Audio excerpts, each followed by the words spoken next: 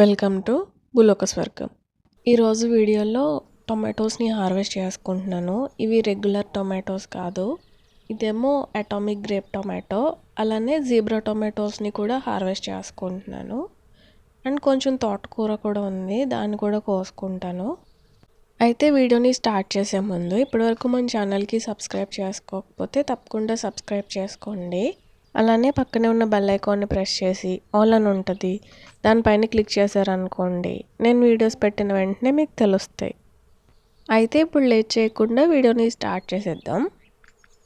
అయితే ఫస్ట్ ఈ జీబ్రా టొమాటోస్ని కోసుకుంటాను. చూడండి, పండ్లు అయితే చాలా బాగుంటాయి. పచ్చి వాటికి గ్రీన్ కలర్లో ఉండి, లైట్ గ్రీన్ కలర్లో ఉండి, పైన డార్క్ గ్రీన్ స్ట్రైప్స్ ఉంటాయి. పండాకనేమో అవి ఎల్లో కలర్లోకి మారుతాయి అన్నమాట.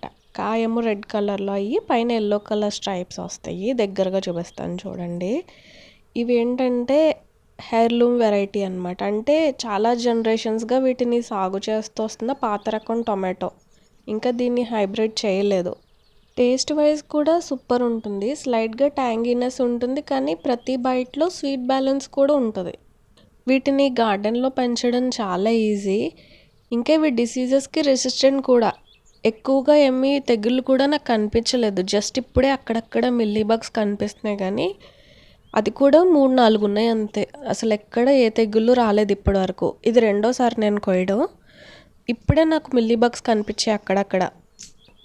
నేనైతే చెట్టుకే పూర్తిగా పండే వరకు ఉంచేసి అప్పుడు కోసాను. ఇవైతే ఒక 2 డేస్ ముందే కోయాల్సింది. అందుకే చూడండి, లైట్గా ఇలా పగిలినట్టు ఉంది కదా, అది బాగా పండిపోవడం వల్ల పగిలింది అంతే. పురుగు గట్ట ఏం లేదు. ఎక్కువగా చెట్టుని పండిపోవడం వల్ల చూడండి ముచ్చుకులు కూడా వచ్చేస్తున్నాయి. ఇంకా బాగా పండిపోయిందన్నమాట. కాయల మీద స్ట్రైప్స్ చూడండి, ఎల్లో కలర్ స్ట్రైప్స్ ఉంటాయి. పచ్చిగా ఉన్నప్పుడేమో అవి డార్క్ గ్రీన్ కలర్లో ఉంటాయి కదా, పండాకనేమో అవి ఎల్లో కలర్ స్ట్రైప్స్లా మారుతాయి అన్నమాట. రెడ్ కలర్ టొమాటోకి ఎల్లో కలర్ స్ట్రైప్స్ ఉంటాయి జీబ్రా లాగా, అందుకనేసి వీటిని జీబ్రా టొమాటోస్ అనేసి అంటారు. ఇవి చూడండి చెట్టుకే పర్ఫెక్ట్గా ముగ్గిపోయాయి. ఒక ఆర్ట్ పీస్లో ఉంది కదా చెట్టుకే. ఈ టొమాటోస్ ఫ్లేవర్ అయితే నెక్స్ట్ లెవెల్ ఉంటుంది. టొమాటోస్ పైన ఈ స్ట్రైప్స్ ఉన్నాయి కదా ఎల్లో కలర్వి, ఒక కాయకి ఒకేలా ఉండదు, డిఫరెంట్గా ఉంటాయి స్ట్రైప్స్.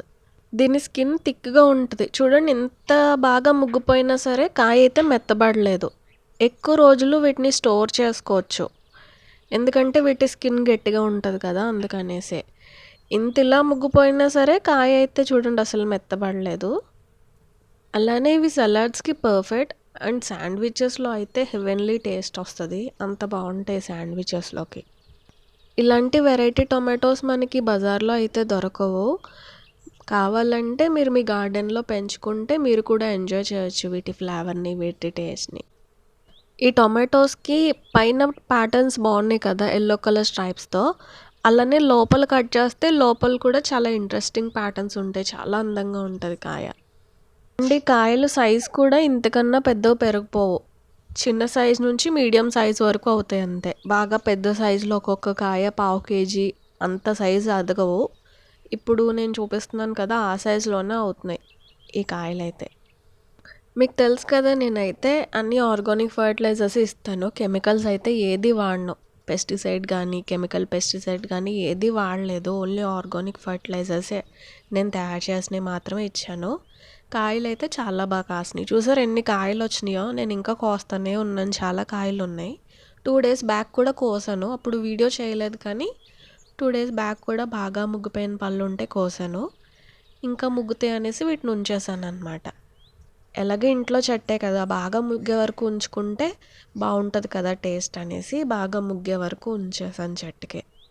చూసారా ఎన్ని కాయలు వచ్చాయో, 1 kg వరకు ఉంటాయేమో అన్ని కాయలు వచ్చాయి. ఇంకా నేను అన్ని ముగ్గినవే కోసాను, ఇంకా ఉన్నాయి, కానీ ఓన్లీ అన్ని ముగ్గిన కాయలే కోసాను. ఇదేమో అటామిక్ గ్రేప్ టొమాటో. ఇది మన గార్డెన్కి రేర్ గెస్ట్ అనే చెప్పొచ్చు. ఇది చెర్రీ టొమాటో వెరైటీ అన్నమాట.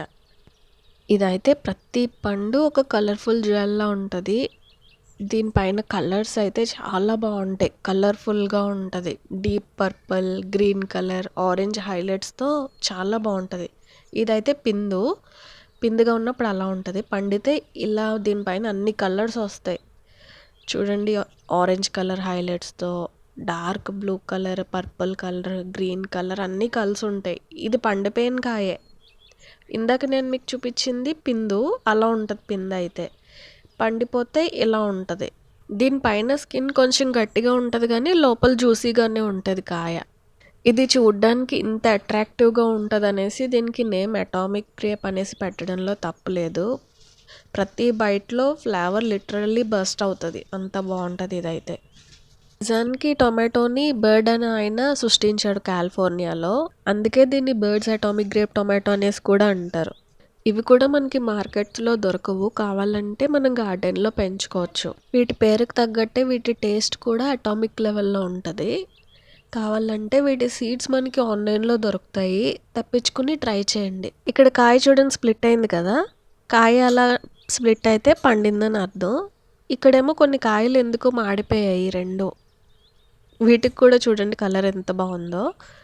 ఇదైతే పిన్ అనమాట. చూడండి మళ్ళీ దీనికి కొంచెం డిఫరెంట్గా ఉంది ప్యాటర్న్ అయితే. అలా ఒక్కొక్క కాయ ఒక్కొక్క ప్యాటర్న్లో ఉంటుంది. ఈరోజు అయితే ఇది ఒక్కటే వచ్చింది, అటామిక్ గ్రేప్ టొమాటో. టొమాటోస్ అయితే ఇవి.